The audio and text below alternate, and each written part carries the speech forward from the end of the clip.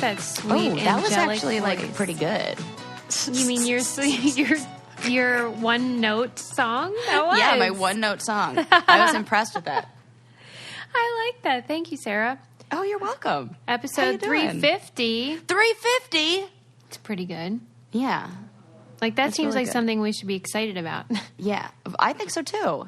It's Okay. like, yeah. I tell you, everything after like 300 is what I call Law and Order numbers. Because Yes. it's like only a TV show that has been on for so long. By the way, there's this Yeah. guy that follows me. I think he's from that show. Let me look him up. His name Oh is my Michael Kelly. I'm gonna need to know. This. Look him up. Listen, Michael I need- Kelly. What Is the he hell show single? he Is on? he cute? No, he's I need older. to know all these. Oh, I don't care about this then. Why are you telling me? Why are you wasting my time? No, I'm Because kidding. that's your favorite show. I know. Okay, you're right. My mind's in one Wait. place today. I don't know what the deal is. It's just like the opposite of what I was he's saying an last week. actor. Michael Kelly. Let's find out. Let's do this right now. Googling Oh, it. wait. Okay. Oh, I he was love on, him. No, he's on House of Cards. Okay. Oh, but he's so good on there. He was Yeah. also, is he in Scandal? No, maybe. He just what seems shows? like that kind of guy that's Oh just my gosh, on that no, type yeah, of show. he's so good in House of Cards. He like creeps me out, but I'm also slightly attracted to him. Oh, no, he's cute. Yeah. Oh my God, he's real cute. I mean, too old for me, but Not too old for me. not too old to look at. Yes, he's like right in my age range. I just decided nobody is too old for me. Yeah, there you go. And you know what? They love it. They love all the attention. And that's what I love is they will worship me. Yeah. And I love asking questions, and they have so much more life experience. Mm-hmm. And so I think it's a great match for when Adam dies or leaves me. You know what's so funny is like I've been first of all, good. You'll have company all your life, and second of all, the thing that's been getting me through the kind of like tougher Yes, times and like yes. lonely nights has been Friends, the show Friends, Ugh, and now right? I've watched so many episodes that every single thing somebody says. My first instinct is, oh, that reminds me of this one time on Friends, and I like had to try 5 times in that sentence you just said to not do that. Honestly, that show, it's unbelievable how much it has infiltrated the ongoings of my life. I It's mean, so it really is comforting. therapy. Mm-hmm. And I laugh so hard. ULOL. LOL. I'm absolutely dying. I'm like, so shout out, because I was just laughing to myself this morning when I was like going to put up an Instagram little swipe up about, shout out to like my friends, because we talked about that a couple episodes ago. And I was like, oh my God, you know what's getting me through this? Friends and friends. Mm-hmm. And I just had a little giggle. So Honestly, it's true. And that is why I'm obsessed with old shows like Cheers and stuff, because when you are going through crap, then you need comfort. Yeah, and why do those old shows do it more than... Are there new ones that do it? No, they don't really. Maybe Probably it's for because it like some remind. Yeah, maybe, and maybe because it's also nostalgic for us. Yeah, definitely. That's got to be it. I'm glad that you're finding solace in that, though. Yeah, just love. I love. Come on, when they're moving the couch. Pivot! I was Why dying. is it so funny? I mean, I don't It know, is, and though. because everybody's been there, and everybody has that friend that moves like that, where they're so like, true. "Here's how we're gonna do it. This chart, we're gonna go, and here's the angle," and then it never works, and then they're like trying to be like the site manager and like the or whoever's the Would the you drill say sergeant you or are whatever. that friend? Oh, absolutely! That's probably why I laugh so hard about it. Right. I laugh so hard because I'm like, oh, thank you. That's me. Yep. Yep. I recognize that. But it's not an insult. Like, everyone needs someone like that. Oh, for sure. But then, Yeah. and we have to just laugh at it. And then everybody needs the friend who's going to be like, this doesn't freaking matter. Like, Right. that was how my Well- friend Cameron, who helped me move, what he was like. And he was like God. dying laughing. Both of us could not even get my mattress up the stairs. And it's because it's a Tempur-Pedic, so it's really floppy. no. It's like not, and to move it, Yeah. it's not even heavy. It's just like, it's like carrying a toddler that's like fallen asleep or like doesn't want to be picked up and is like moving in every direction but the one you want it to go, and it's just like super floppy. Oh my God, laugh a minute. We just couldn't even pick it up because we were laughing so hard. I can't believe you didn't hire movers. Did you? Well, I did. I hired movers for the majority of the stuff. But my bed, I wanted to get in there, Yeah. ASAP. So I just, Well, with regards to friends, though, I think we talked about on the show how my favorite friend always changes depending on where I am in my life and stuff. Do you have a favorite friend right now, like from the show? Oh my gosh, that's so funny. Yeah, Joey. He's cracking you up. Yeah, and almost like it's not even that he's cracking me up; it's the endearing Joey that I'm loving. Oh, yeah, he's very sweet. Right? It's just like So it's real funny. I feel like I could do an entire episode just on. Oh, well, when I interviewed the author of that book about the show which Friends. I'm going to have to read now. I think it's called I'll Be There For You. That was such a great book. Like, if you are a Friends fanatic, you will love that book. Oh, gosh. I have a copy. I'll give it to you. Yeah. So when you were interviewing them. No, I'm just saying, like, we did, that was half of an episode. And you really could. You could do an entire podcast about that. For sure you could. My friend did one. It was called Best of Friends. Oh, my gosh. And even the names are all so great. Yeah. Yeah. They're a lot of my thoughts. We'll never have a show like that ever again. No, they won't. Right. No. Times have changed. They were sort of the last of that generation of sitcom. Yeah. And like that used to be destination watching. Everyone would watch it every week, and that just doesn't happen anymore. I think that's probably a part of it. This whole Netflix like binge watch kind of on demand thing. It doesn't make us fall in love with the show the same way because there's no delay of gratification. Yeah. Yes, I agree. But I love binging. Oh, me too. Don't get me wrong. But it creates a different feeling towards the show. Yeah. Have you seen anything recently that? Well, just comedians in cars getting coffee. Oh yeah, but I feel like some of the ones recently have been like meh.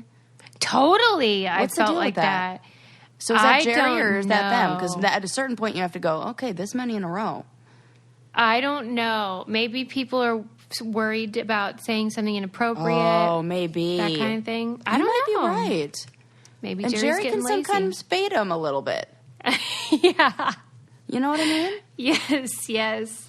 So that could be it. Or maybe it's just we are crabbier. Who knows? Yeah. Oh, and I can't believe I remembered her name. Oh, gosh, I am clearly in the zone right now. But how about that new one with Christina Applegate? I haven't seen it yet. Oh, Don't you tell have to me. watch it. I will. It's really good. I don't know. I heard everybody like buzzing about it. Yeah, I did too.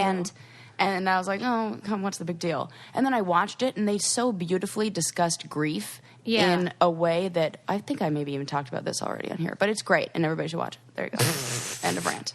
Another thing everybody should do is drink some liquid IV and stay hydrated. Ooh, I've been on a water kick. That's like my new little goal.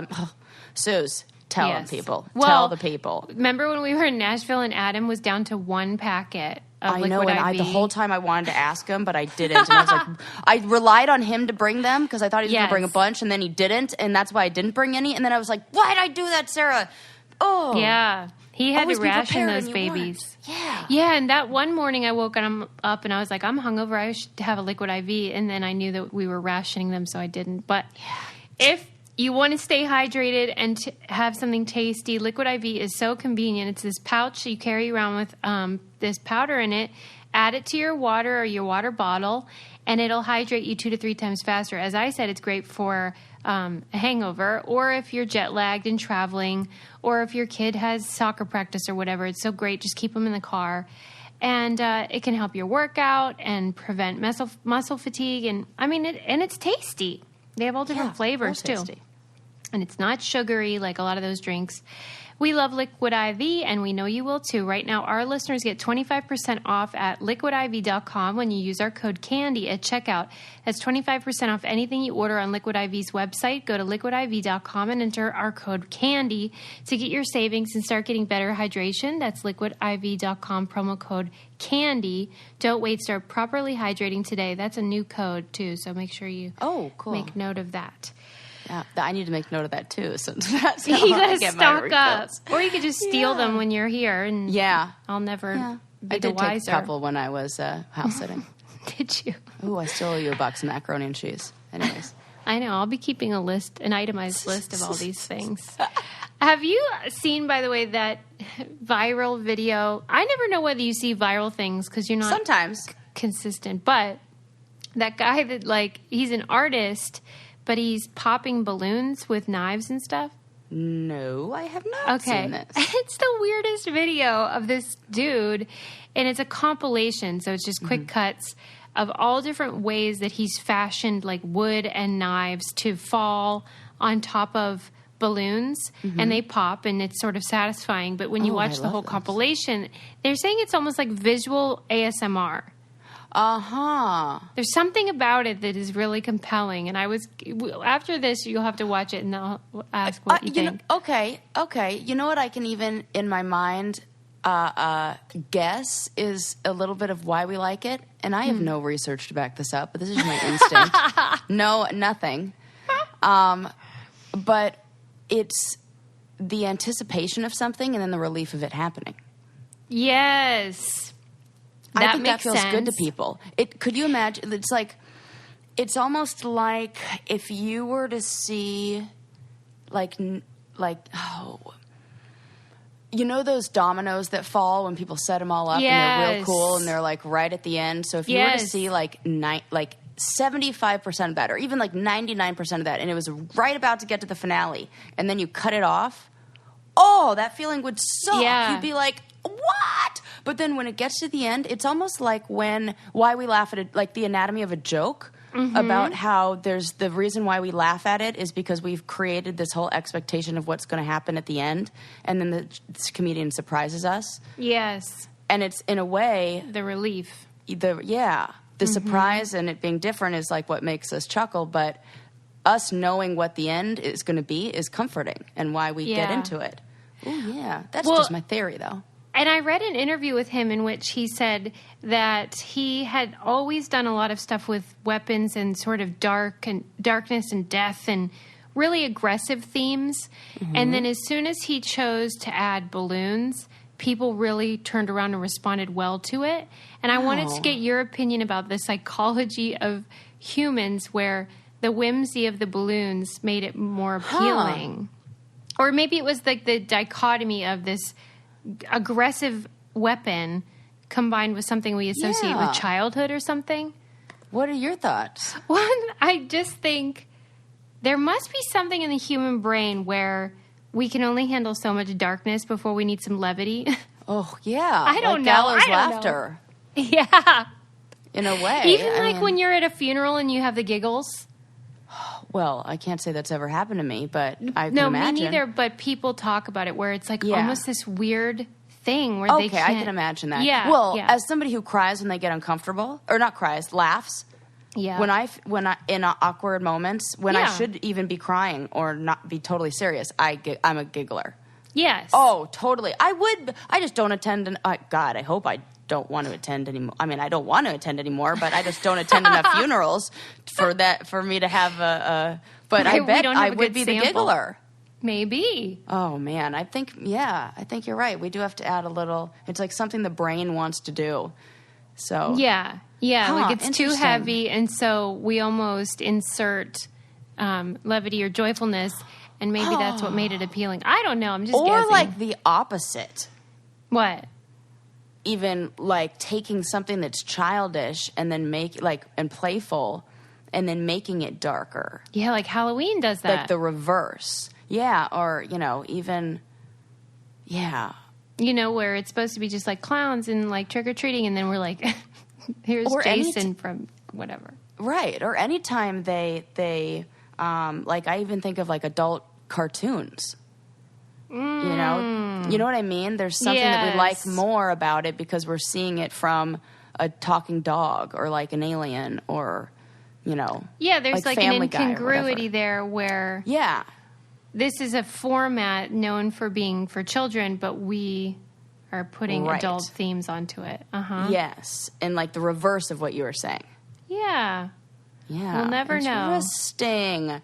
Yeah. What is this artist like? Did you see a picture of him or? No, I just read an interview that he did like a Q&A. I'd be interested to see what he's in the video. You can see him in the video. Oh, okay. Is he the kind of guy who would wear a trench coat back in the day? For sure. Okay, I totally have an image of who this is in my mind.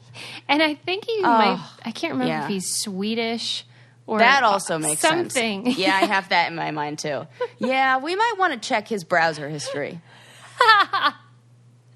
What do you think we might find? I don't know. Right.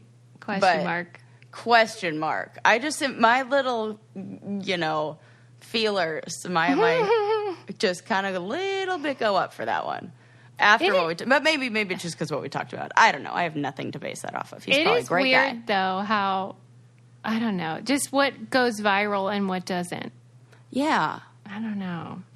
Well, I it's guess just it's serendipity. But there is something satisfying about those kind of videos. And then when it's something like, and things are like, there are also themes that tend to come up too.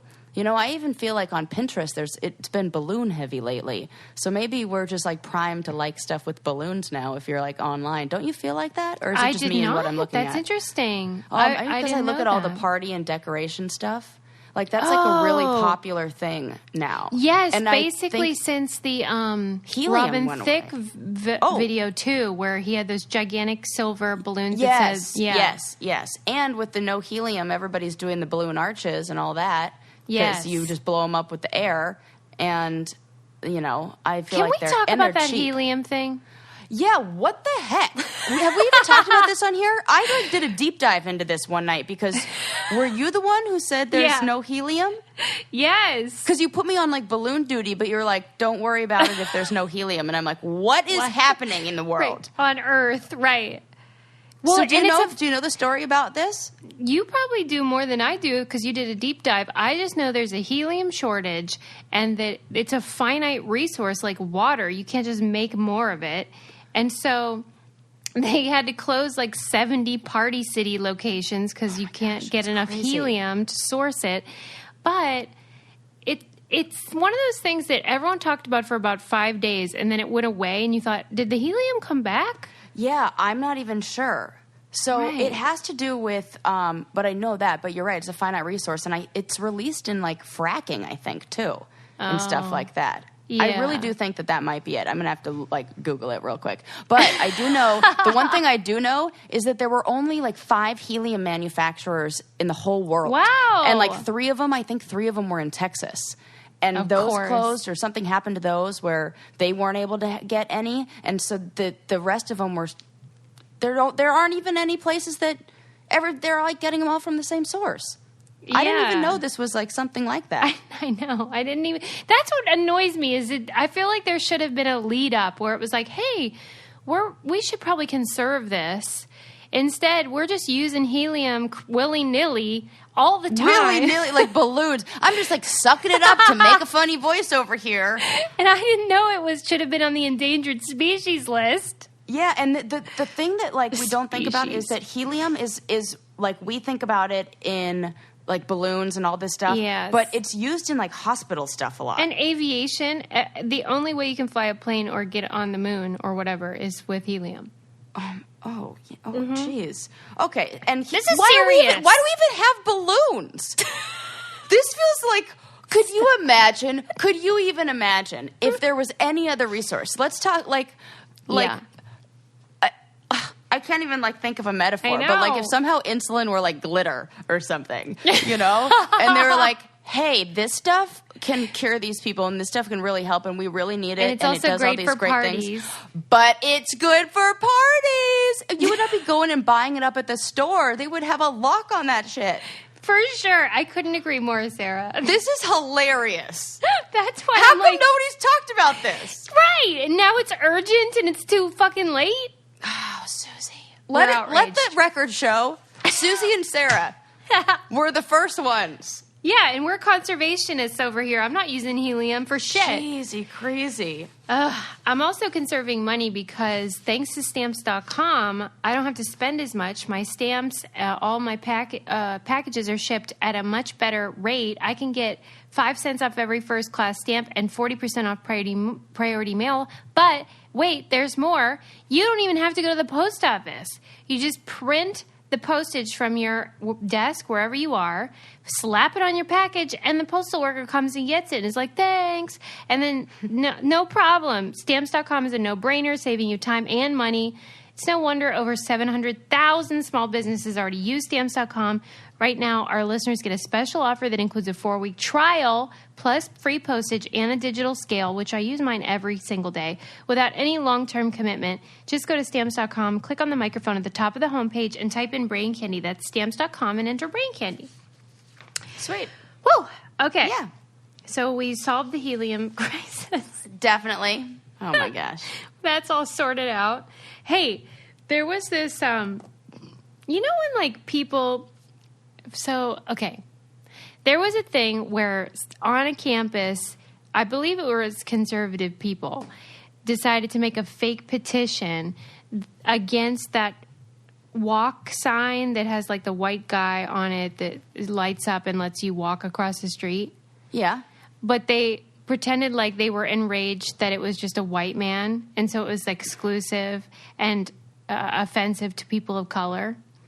And got all these college students to sign it and agree that it was annoyed. Okay, what do you think of these gags? It's awful. ridiculous. Yeah. Why do they do that? This is like, well, it's not like this, but what pops into my head is when people take like the one story of the female like falsely accusing the male of sexual assault and make that the see, look, they're all, and I'm like, that's not it, this is different.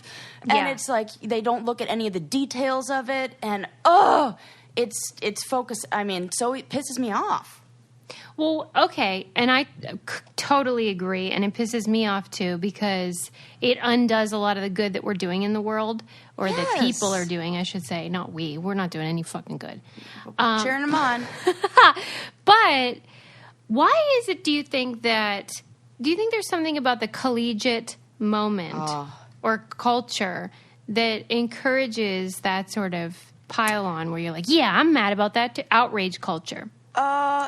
I wonder more if it has something to do with the overlap of like life cycles and the natural like transitioning into becoming a young adult and like leaving the nest and what comes with that, because you also see kind of this, it goes one of two ways based on what we looked at in school with religion, where they'll either completely turn away from it and like do their own thing, or they'll really deep dive into it. And that because they're like, who am I? And so it's almost like doubling down on your identity.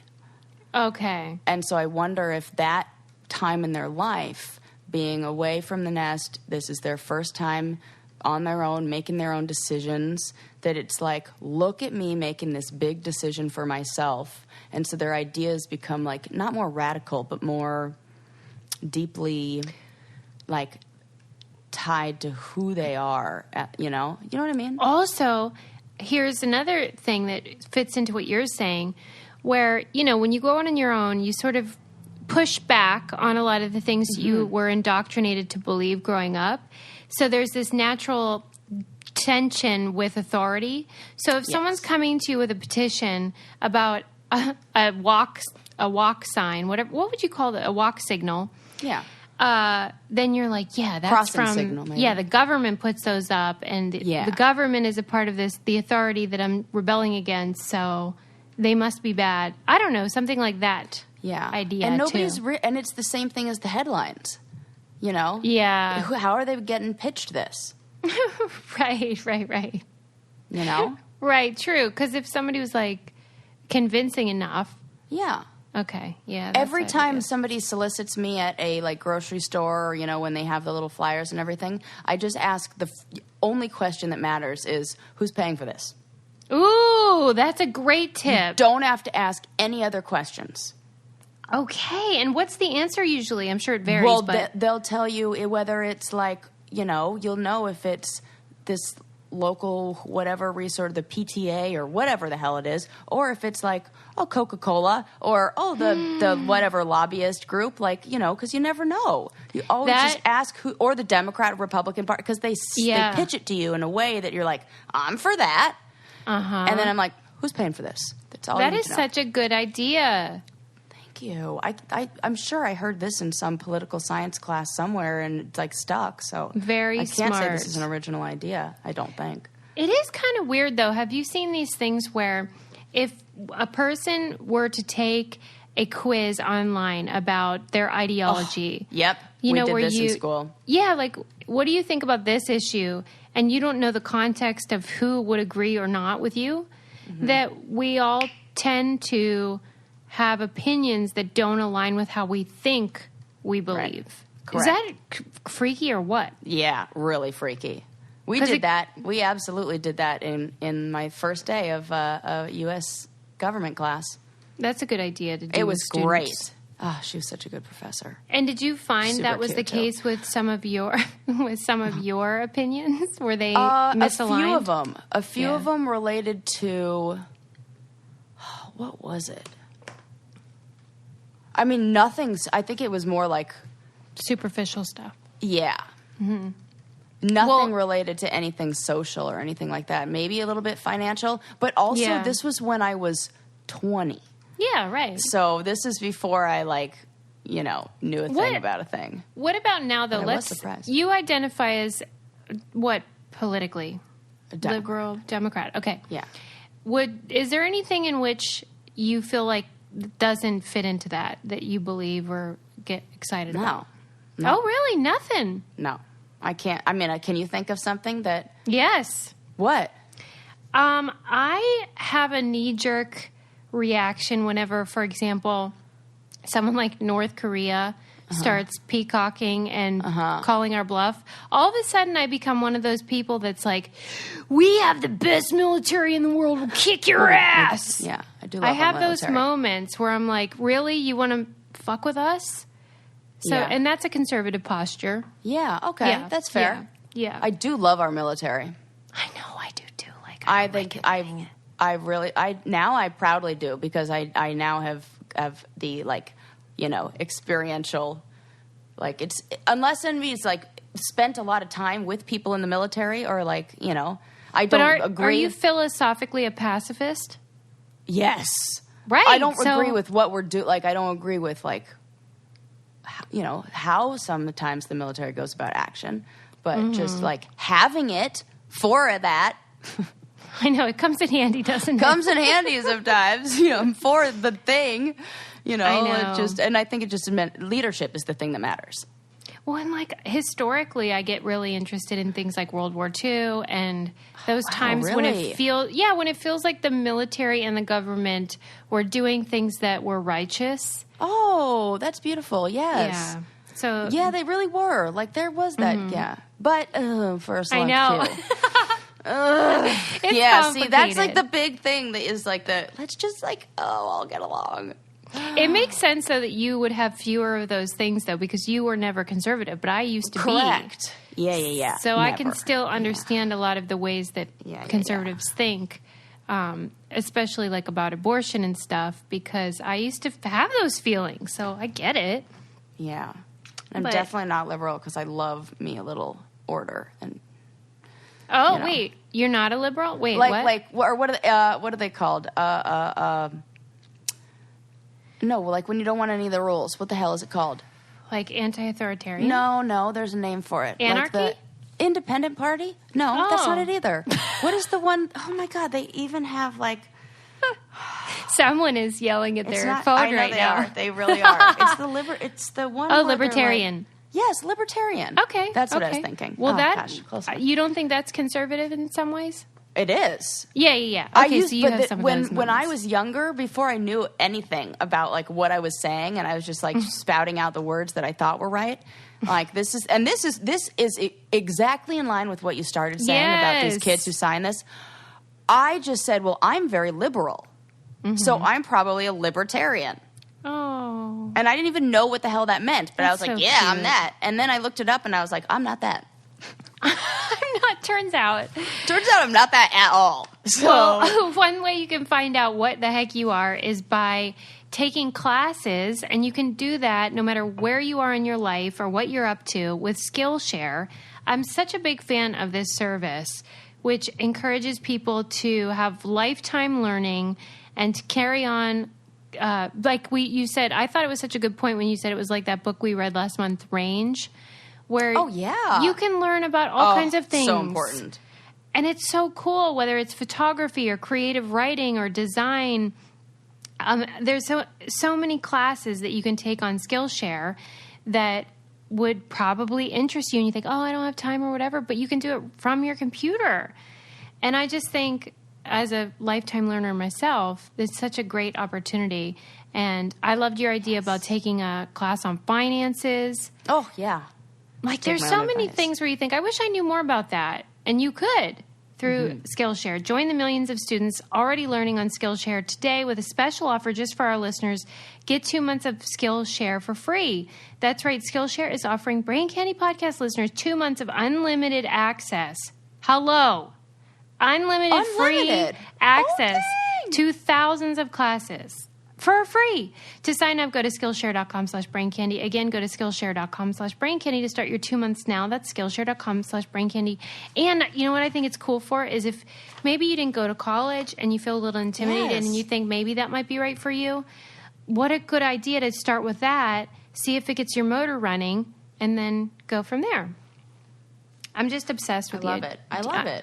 I went to the library today, Sarah, and the book that I had placed on hold when I went to check it out, the librarian was like, oh, I just started reading this. It's really good. And I was like super excited that she and I were reading the same book. Yeah. And I'm walking out and I thought, oh my God, I think I'm starstruck by my librarian. Yeah. You're basically like the teacher's pet. You're like brown-nosing your librarian right now in a way. I was like, oh my God, what do you think about the book? Yeah. You're like trying to get on her good side. Maybe she'll like hook you up and like waive a late fee like you would even have them. Waive a late fee, right? Like wink, wink, no problem, Suze. Right. But you know, that's how I feel. Anyway. I love it. You should like bring her something. Like be like, hey, I baked these cookies for you. I thought about that. My banana bread, I was thinking. Yeah. Oh, come on. I feel like librarians love banana bread. I don't know why, but they do. They should, anyway. Oh, gosh. That's so funny. Here's a bit of good news that I think you will love, especially. Yeah. The city of Berlin decided to not name any more streets after men until there are equal number of women and men streets. Well, I just love that. How cool is this? I didn't know there were so many male streets. Oh, think about it. In the U.S., like Martin Luther King Jr. Oh, like named out. Yeah. All those. And I get why I was thinking happened. Like Mike Lane, Joe Lane, Paul Street. That's not a thing, Sarah. Sorry. No, that was my fault. I should have specified. That was... I could have used a little deductive reasoning to get to my own conclusion. No, yeah, just of the notable people from history or, you know, in government or whatever. That's fantastic. Could you imagine, like, that does something to us. I love representation. Like that. It does matter. It matters so much. Yes. I mean, where the streets are matter. Yeah, that's a good point. They should really take a look at that. I guess they're just trying to... They got to start somewhere. Yes, but on the same topic of famous German, like, fancy people, I was reading the biography of Albert Einstein, and get this. Okay. You will die. Oh, I'm gearing up. Sarah, what? He and his wife had a baby, and it was a girl, and I still cannot... I have to do a deep dive on, like, what the fuck happened. But they had this baby for a while. And then they're like, you know what? Let's not anymore. And gave her to someone. What? Yes. Oh, God. You know when you're reading and you're in silence and you're by yourself? I audibly said, what? When I'm reading away it. Their child, like, yes. Could you imagine it, like Lincoln's age, being like, "Nah, I'm good." I don't think it was that. I think it was within the first few months or maybe a year. Oh Jesus! But that still. seems even worse. That's like when your caring instincts are highest. And they're like, you know what? No thanks. And then they had another. But who took the? Well, that's the weirdest part. Everyone says they know who got it. This other couple that they were friends with. but they lost track. Like, there's no record. You can't find out where she ended up. Oh, my God. So does that mean people are floating around Yes! like Albert Einstein's relatives and don't even know it? Yeah, or maybe they do and they just keep it secret. Wow. And it's like that. You know how we saw the Bundy tapes and it turned out he had a daughter whilst he was in prison with that, like, fan that he married? Oh, yeah. And then the granddaughter just went on fucking Snapchat and outed her whole family. It was like, yeah, that's my mom, Rose. What? Wait, whose did? Ted Bundy's Bundy's biological granddaughter just this week went on fucking Snapchat and was like, yeah, that's my mom, Rose. And she's Rose Bundy of the Ted Bundy family. Okay. Can you believe they worked all those years to be quiet and then like some little kid was like, yeah, here. Oh my God. Mm-hmm. That is crazy. I'm just dropping bombshells today. You really are. And now it really does feel like that. And I'm like, I don't know which thing I need to process all of this. Like, I'm sorry. I have no other friends. Then Albert Einstein had you're so funny. I have no one else to tell this to. And Lincoln's like, let's talk about Rust. Or whatever. Adam goes, what book are you reading? I'm like, Albert Einstein's Biography. No follow-up questions after that. So I'm like, I gotta tell Sarah only. So they had another child? Yes, Hans Albert Einstein. And then they, like, kept that one? Yes! Okay, that's more messed up. It is. How much longer? How much time? A few years only. Okay. Only a just few years? a couple years. They better have made some really damn good scientific discoveries. That E equals MC square shit should better have happened right about then, or else there's really no excuse for ditching your kid. That's what it proposed in the book was because that he was. Because you can't say that there's any. Sorry, no, I'm go just ahead. heated up. Go ahead. You can't say that there's any. Like, it's not like he was struggling, or they were like. No, you know, she wasn't was 15 like that. And it wasn't that. They were a married couple with, right? Yes. Who just chose science over their kid. Well, and like he was working, and it was basically like, this is inconvenient. But then the question becomes like, if you're, think about, there's no way that his parenting and social skills could have been like, at normal levels with intelligence like that. They're just, I just don't. You know what's crazy? When I was reading the book, though, he honorably claimed he was not exceptional in his IQ, which I think is lovely and probably untrue. But he claims, at least, that his strength was just... He said that he really didn't get into learning until later in life, and all the questions that most kids ask... You know, like about space or the way the world works. Yeah, but you're still my... I know. Yeah, and you know what? His humble answer reflects his intelligence. Okay, we're not buying it. I mean, he could say, come on. It gave me hope. I thought, well, that's how I feel about myself. I'm not exceptional. I just have a lot of curiosity. Yeah, and you know who says that? Exceptional people. It's the same thing that I say about bad moms and good moms. I'm dying. The moms who are out there going like, I am the best. I'm like, maybe you should check. Most moms are like, I don't know what I'm doing. I'm messing everything up. I just want to be the good mom, and I feel like I'm failing at everything. I'm like, don't worry, you're a great mom. Yeah, okay, that's I get 99%. That's been my what I've seen. And he was known as being very jovial, very social, and easy to talk to and stuff. He didn't have that sort of spectrum thing where there's a bit of a social weirdness. But now I wonder if maybe he was a narcissist. Well, maybe. Because why would you do that? And what is about his wife? I know. It makes no sense, Sarah. And then I always think, well, maybe what just if a this different kid was like the bad seed? Yeah, right. They're like, We're blaming poor Albert. Yeah. He solves like all the start problems. Looking at the kid. I'm kidding, people. I love babies. They're all straight from heaven. They are not. I'll tell you what is straight from heaven, though, is the Ring security system I got cooking. Yes. Oh, yeah. This is... Oh, my God. Were you there when I was worried my cat was dead? Yes. We were watching it like crazy. Link kept showing me, and I'm like, what am I looking at? When we were in She's Nashville, supposed to be there.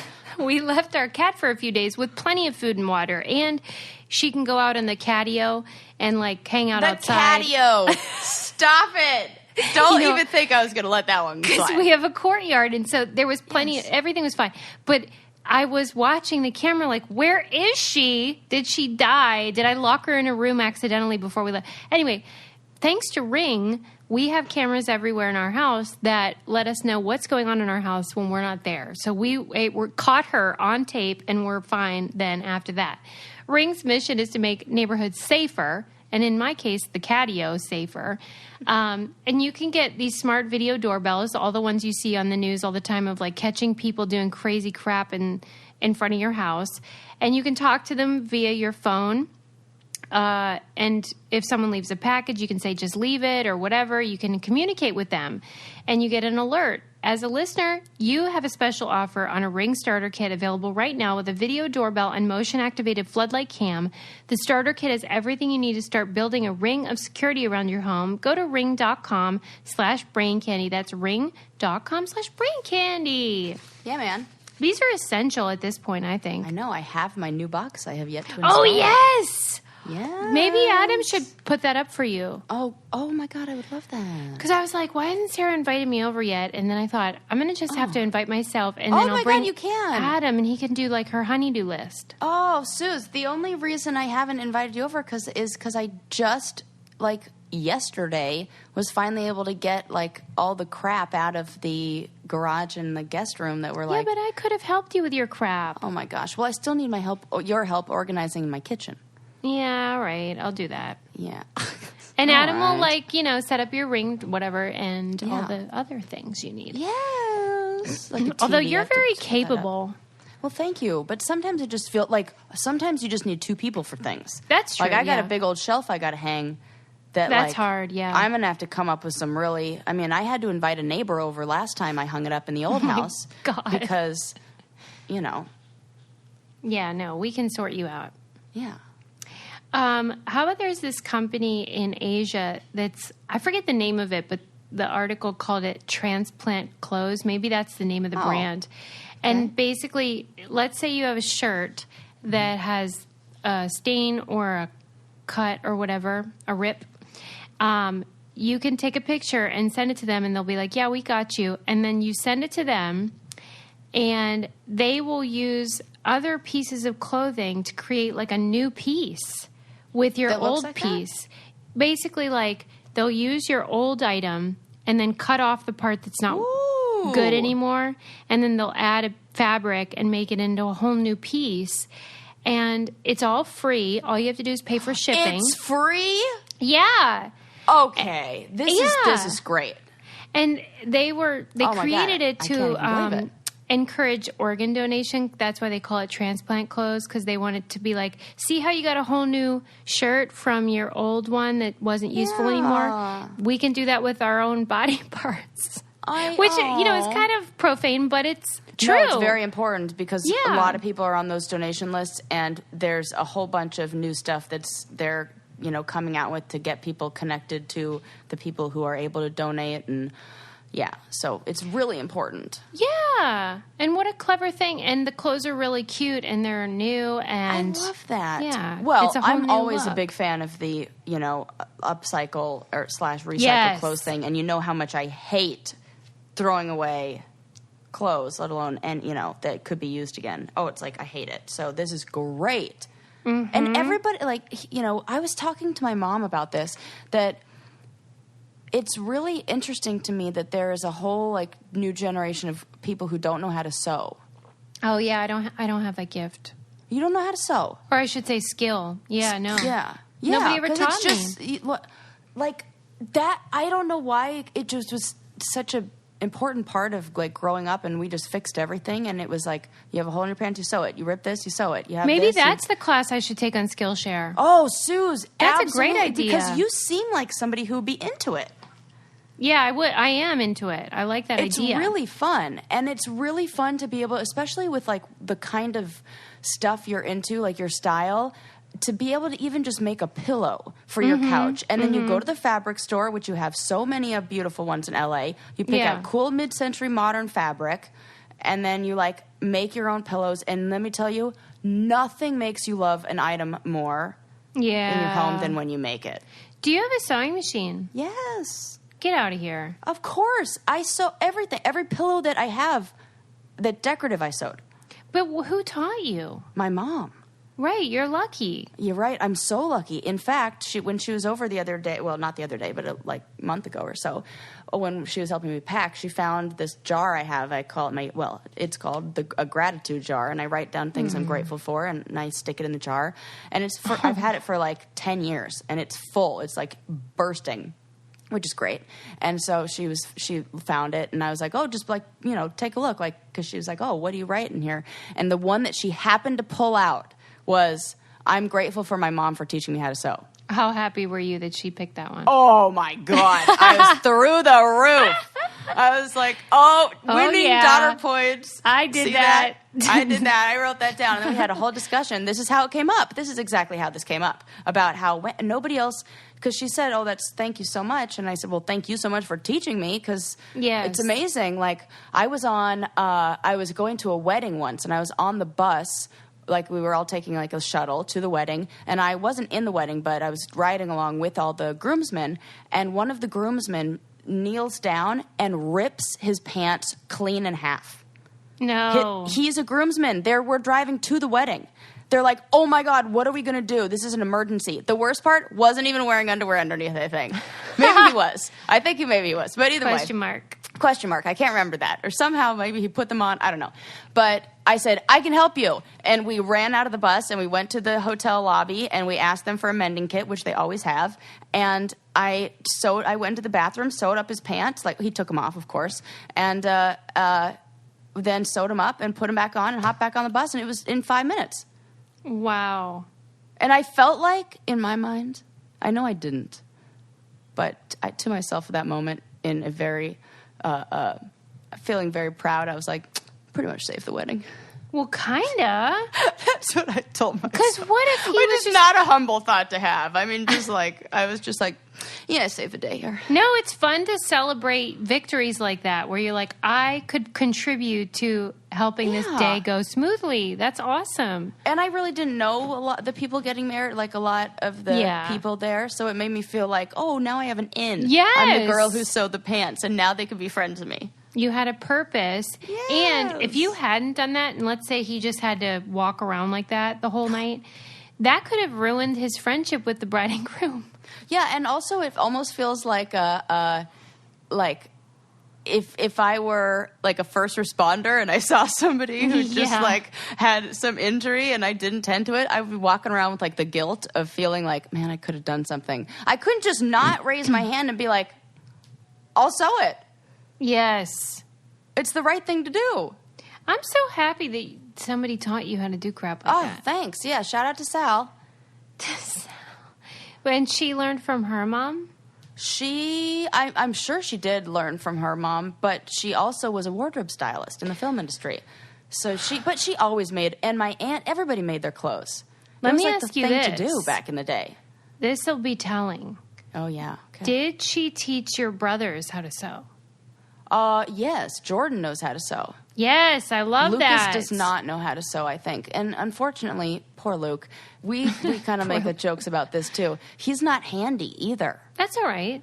Which is totally all right. Yeah. But the only reason he isn't is because Jordan and I would, if I didn't do the job, Jordan did the job, and there was no job left for Lucas to do. So he's like, why would I bother learning how to do this stuff? That's why people like youngest children like me are just useless. Nope. Incorrect. Incorrect. You know what they are? They're the opposite. They're the innovators, and they're the ones who are the inventors. In fact, most youngest, like the youngest, if you look at, like the oldest are the politicians, and the younger ones are like Steve Jobs and maybe like Albert Einstein. They're the ones who create unique and individual ways to go about solving the problem or doing the task, because the other ways have already been taken. All right, I like that. There you go, Suze. Put that positive attitude on that. Boom.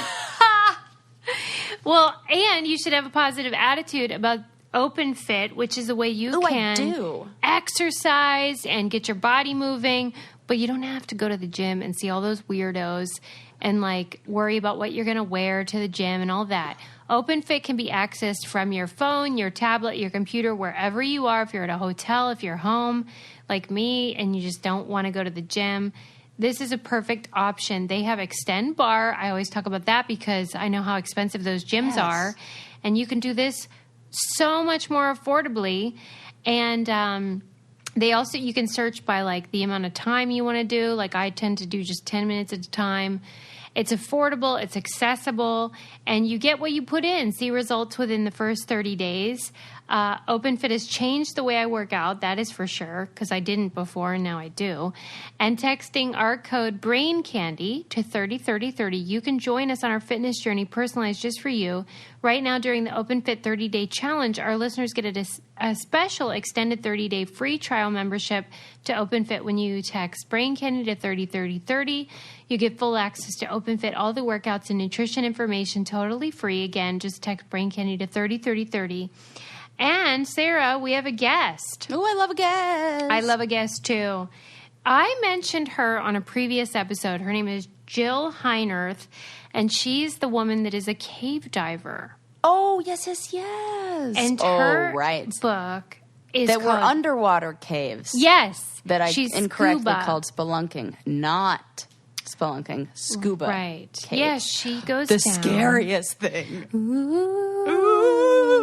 She goes down into the earth and looks in these caves, and she So cool. is such a badass. Yes. And so brave, but the way she lays it out in the book is helpful because she describes what it's like. She talks about the hardships and how difficult it is. She describes why she would want to do something that so many of her colleagues have perished doing. Yeah. Because that's the number one question for God. her is like, why would you do something that is so dangerous? Because it's not even a little bit. This is like cuckoo. Oh, God, it freaks me out thinking about it because I know that I've seen that. Yeah, and she's had to go down and retrieve people. No. That she I mean, loves. yes, she has, but no way. I could not even handle that. And yet she still does it. And so my God. she describes why she does it, why it's important, and why it makes her life better. And her book is called Into the Planet, My Life as a Cave Diver. She writes about her life so thoughtfully and makes you understand, because you can apply it to your own life. Because she says 1 out of every 5 people has a certain gene, scientifically, in their genome that makes them require more to get that high. Oh, I'm sure we I talked have that. about that with that rock climbing guy. Yeah. How Yeah. he had his brain checked and they were like, like nothing scares him. Yeah, no function in the amygdala. And I feel like that's true with us as well. I me know and it you. is. Yeah. We wouldn't have gone on the challenge and kept going on the challenge. Yeah, and there's a part of us that needs a lot of adrenaline to get the same high that someone might get from eating an ice cream cone or whatever. And some people like me get it from acquiring knowledge, reading tons of books. Yeah. And other people need to go in the freaking caves of like under the earth. And she describes how we know more about the moon than we do about our own oceans. Isn't that crazy? Crazy. And we haven't explored any of it. And it's like more risky in a way. Yeah. Yes. So she it's so talks cool. about what that's like and how it all goes and what it's like to be under that water and see your air is running out and it's freaky. It's the most freaky. It really is. It's the most.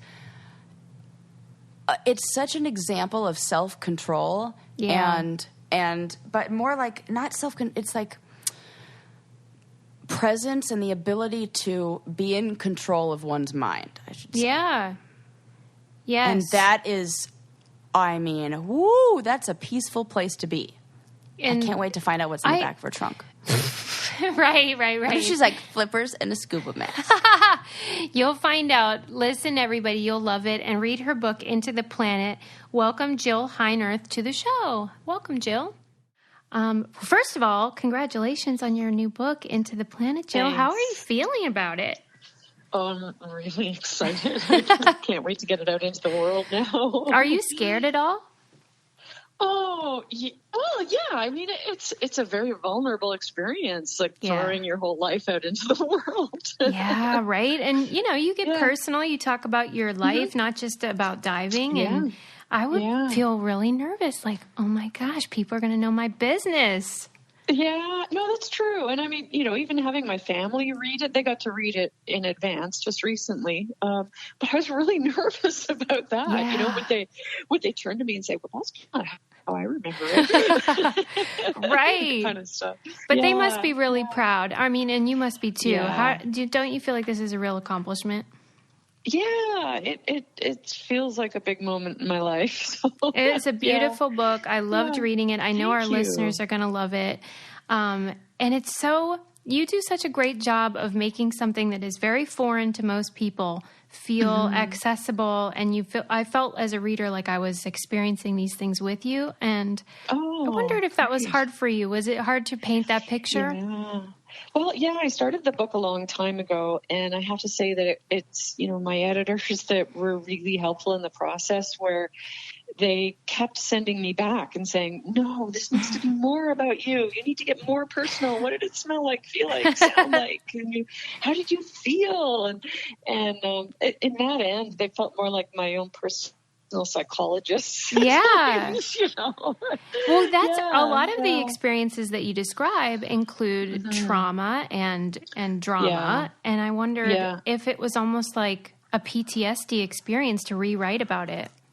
Oh, yeah. At times, definitely. It was hard to write about. I mean, when I recorded the audio book just recently, I was in the studio reading the chapter that's called My Dead Friends, and I couldn't get through it. I kept breaking down. It was incredibly emotional. And I looked up, and there's the recording engineer and the director on the other side of the glass wall. And they are also bawling their eyes out. Oh my God. At which point it just made me laugh, because I thought, okay, this is crazy. Yeah, that's a surreal moment when your words are having that effect on people. But I mean, what you talk about is intense and important, and for you, very personal. Yeah. Oh, yeah. Yeah. In the end, I haven't heard the audiobook since I recorded it, so I'm not sure. We recorded it enough times that it doesn't sound like I'm completely hysterical, but I'm sure that you will know that I'm crying when you listen to that part of the book. But, you know what? I bet that'll make it even better, though, because they'll sense your emotion. Yeah, maybe. Your emotions are now just part of our entertainment, but I mean, it's a fascinating story that you've lived your life. So I know you talk about in the book how, of course, people are always just baffled by why you'd want to put yourself in such dangerous positions. For me, I'm more struck by just how uncomfortable a lot of it is in terms of getting to the site, and you have to often camp and you're cold, and obviously you get wet, and that doesn't bother you? Oh, sure. It's funny. I mean, sometimes I'm on an expedition and it's miserable. Yeah. It's absolutely uncomfortable, miserable. I guess it's like boot camp, but but there's always a reason. It's always worth it to me. There's always a purpose that seems higher than that. And whether that purpose is educational or research, or whether it's just that I know I'll be able to inspire people to do things that aren't easy. I have learned that I'm capable of far more than my wildest imagination would have ever, conceived for me. And I guess I want to share that with people. We are capable of far more than we think we are. Oh, that's lovely. I mean, I'll take your word for it. When you started the book, you had a very different life, a different career, or I should say when the book begins, that's where you're placed in this different life, very successful, but obviously not in the sea. Would you recommend people following their passion in the way that you did, or do you think it takes a special kind of person? Oh, it was really hard for me to sell everything and leave the life that everybody around me thought was so successful. Yeah. That's hard. It's it's vulnerable. But having had that experience now in retrospect, I would say, wow, you got to follow your passions. Like if I was still working in four walls inside an office, I wouldn't be the person I am today. And I feel sad when people work in a job they hate for their entire life, just hopefully to make it to retirement. I'd sort of rather worried about the retirement later and ensure that I'm living a full and happy life now. And, everything you do, you'll still disappoint some people in terms of their vision for you. Like, you've got to live your own authentic dream to be truly fulfilled. Man, I bet it takes such bravery and courage, because it's a risky business to leave something safe and comfortable and do something you don't really know. Oh, definitely. Yeah, it's terrifying at times. I mean, in a way, I'm still living that life. Like, I don't work a steady job. I'm always looking for the next gig. And yet there's more and more people in this world that are doing the same thing. The gig economy is now something. We're all trying to chase one job to the next. Don't I know it? I mean, podcasting is similar in that way. It's like a wild west. It's very weird. Yeah. So you kind of have to say yes to everything and do your best, but always be thinking about, what's next? So, maybe I kind of jumped into that job a bit earlier, but I think it's probably a pretty good model for people today. You're going to have 10 jobs and you're going to have to move and be flexible and hopefully doing what you love, because then that's when the magic happens. Well, and you say that it was sort of terrifying, but you describe in the book almost like an embracing of fear, and you say that you dance in the joy of uncertainty. And I really love that idea, and I wondered if you have thoughts about how people can employ the same worldview. Yeah. Well, people always say to me, gosh, you're fearless. And I'm like, no, I'm not. I'm scared all the time, right? But I think that discovery, joy, exploration, all of that happens when you're afraid, when you're about to do something new. And for me, it's a very physical expression. I go into dark underwater caves, into places that terrify people. They're so claustrophobic. But everybody in this world does the same thing in their own life, whether they're putting a report on their desk of their boss that seems a little bit edgy, or if they're suddenly asked to do something they've never done before in work. Yeah. We all get those little rushing heartbeats where it's like, oh my God. But I think that when you do take that step into the darkness to do something new and exciting, you can turn fear into excitement pretty quickly. I mean, just jump into a roller coaster and that's exactly what you're doing. You're turning fear into excitement. And in that opportunity of discovery, learning, as I call it, you have a chance to do something that's either, new and remarkable for you, or maybe new and remarkable for humanity. And so I hope everybody embraces more discovery and exploration in your life. I mean, the world is wired for feedback. When we fall because we, jumped off of something, we skin our knees and we look at our risk assessment again and revise how we do things. But if we had never climbed the tree and fallen, then we would have missed that chance to see the world from above. And so, I think stepping towards fear is a good thing, because so often in our lives, especially even in the political context today, politicians that want to, manipulate humanity do well when people are scared, but when people aren't scared, when they're willing to push things a little bit and step towards the unknown, then that's when they get their power back. There are so many times in the book where it felt like a metaphor, when you would describe the caves, and it felt like you were describing just life in general. You say caves are cunning, and just when you think everything's okay, then you make a wrong turn or whatever.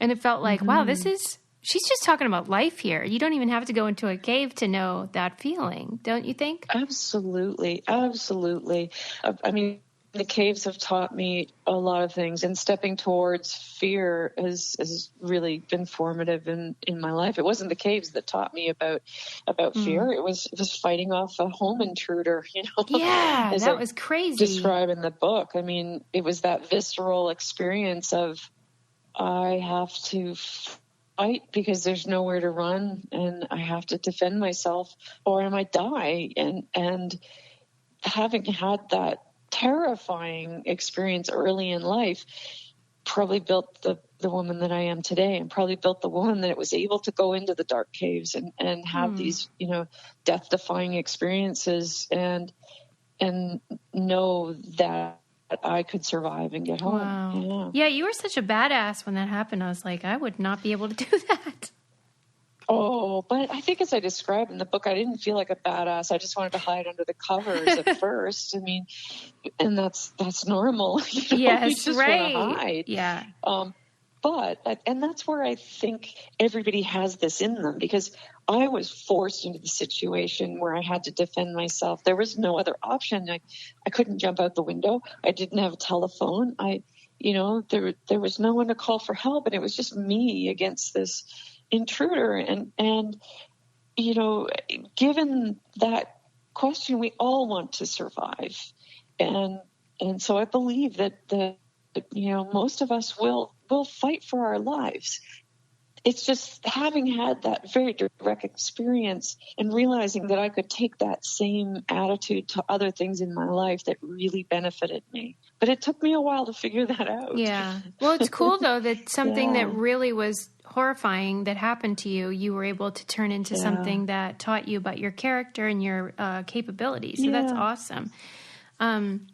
You were describing in the book, just the experience of going into the water and doing what you do. And I think you described it as going back into the womb experience. Mm-hmm. I was curious if you could expand about that. What does that mean to you? Mm-hmm.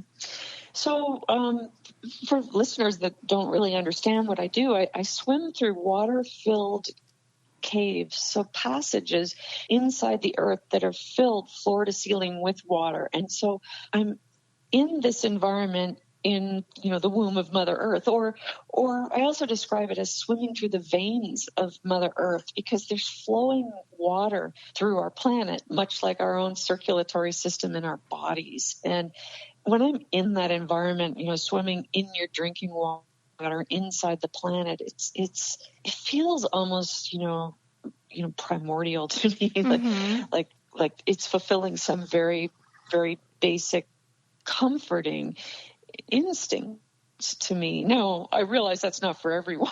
Certainly most people think of swimming in an underwater cave and go, oh my God. But for me, it's almost spiritual. Really? It's beautiful. Yeah. Because I was thinking... Definitely... Go ahead. Oh, I'm definitely more comfortable underwater than on land. What are you saying? Oh, God, yeah. I'm not the most graceful person in gravity. I've rolled my van, fallen off my motorcycle, and crashed my bike, right? But underwater, I feel like it doesn't matter, like, what size, sex, like, body type, whatever you are. When you're in the water, you're beautiful, and you move with the fluidity of a mermaid. And that great equalizer just makes me so at home in the underwater world.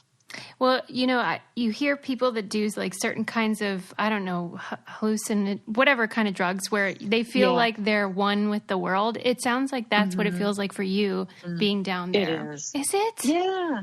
It really is. Yeah.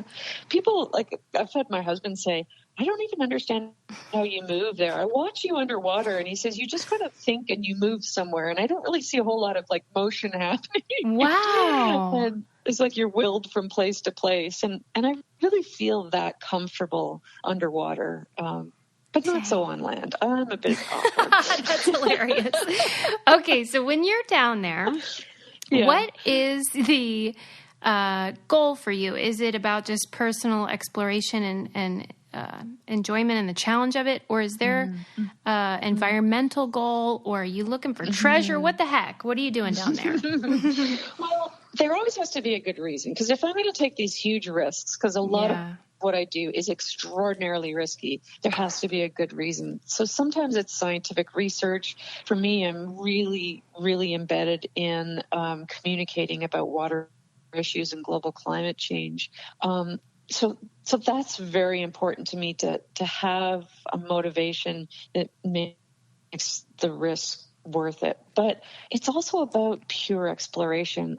I'm still that little kid in kindergarten that loves show and tell. But in this case, I get to go to a place that nobody's ever been before. It might as well be the moon, and bring back images to show people the most remarkable stuff that they would never have heard about happening inside the planet. I mean, even on your Instagram, I was following your Instagram and I was like, just this, I feel like I'm closer to learning so much that I didn't know existed and seeing how it all works. And that's really a blessing to people who wouldn't normally get to know those things or see those things.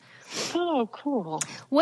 How has, if at all, how has the conditions of the water and just the caves changed during the course of your career? Have they? Yeah. Oh, yeah. There's been a lot of changes, and it concerns me. Yeah. When I look at, for instance, the Florida Springs, for a part of my life, I moved to Florida because I was so attracted by the incredible clear water that was like spilling out of the earth. But now the flow of that water has decreased because we've withdrawn so much of it for the uses of humanity, and the quality, like it's gone from this turquoise blue to green. And so the water quality is changing. And when I go to the Arctic, I see literally the extinction of the ice shelf, and ice cover imminent. And every season that I go back, I realize that every iceberg that I look at is an endangered species, as much as the withering polar bears and declining, populations of whales and other animals. So in my lifetime, there have been tremendous changes. It's happening very fast. Do you feel like people are starting to see it more, or do you think we're still in denial? Well, I think awareness is growing. I have to believe that because I am an eternal optimist. And I hope that's one of the things that people will take away from reading the book too, is to get a better sense of this natural world that we all want to protect. So yeah, I have to have hope. I don't want to give up. Right. I do think people are learning, but there's a feeling of what can we do? Like it feels too big almost for regular people. That's an interesting.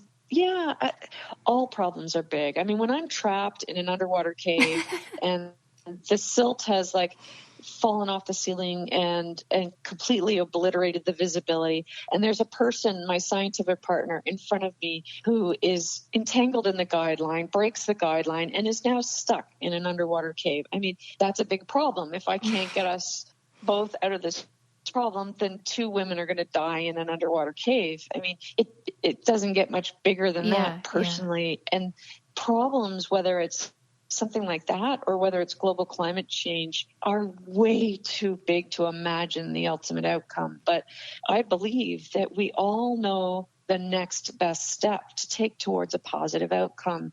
And so whether that's, me getting my partner and I out of the cave, or whether it's me just making small choices and changes in my day-to-day life, all of those march us towards victory.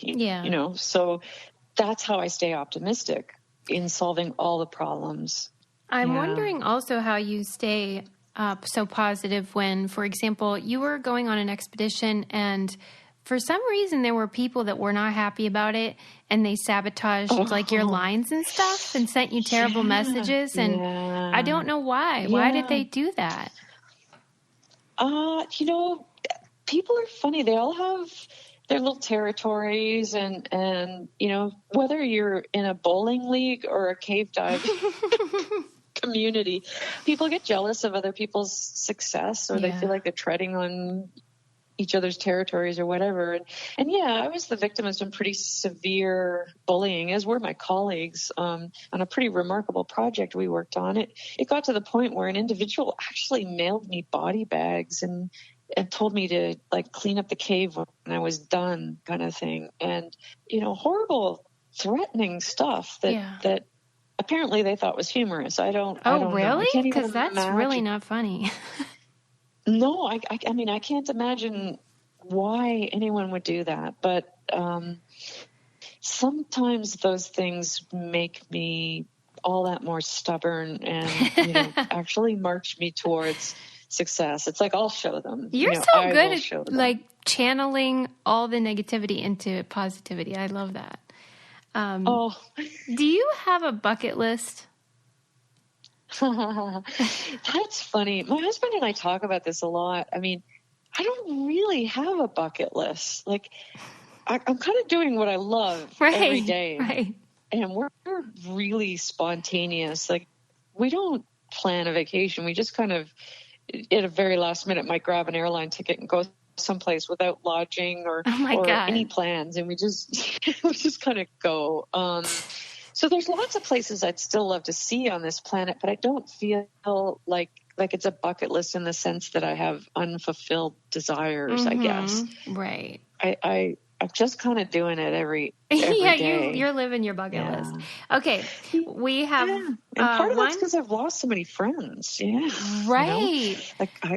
Life is immediate. You got to live it now. Yeah. Right. I'm sure that is one of the things that you've taken away from seeing all that loss is it's now or never. That's right. Do you... we have one question that we ask everybody when they come on the show. If you have a car, what do you keep in the trunk of your car?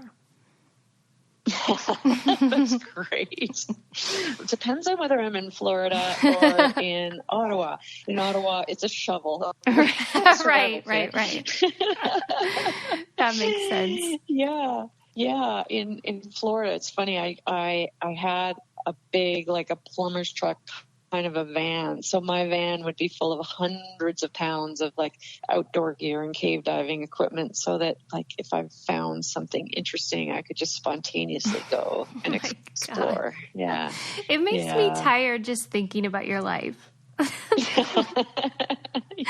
I mean, good for you, though. I'll live vicariously through you and your Instagram.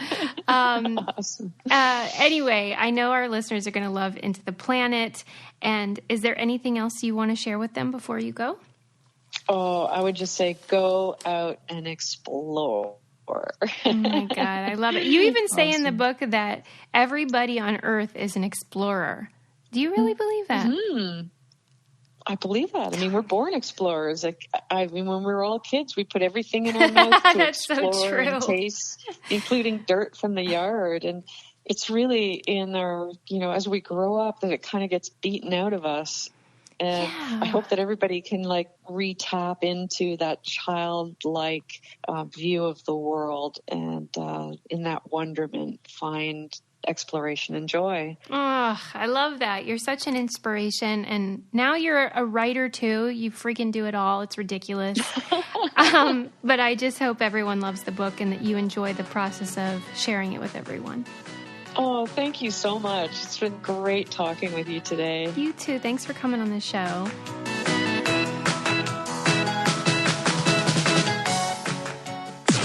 This podcast is brought to you by Wave Podcast Network. Check out all of our shows, including the Brain Candy Podcast, I Don't Get It, Coffee Convos, and Let's Talk About It.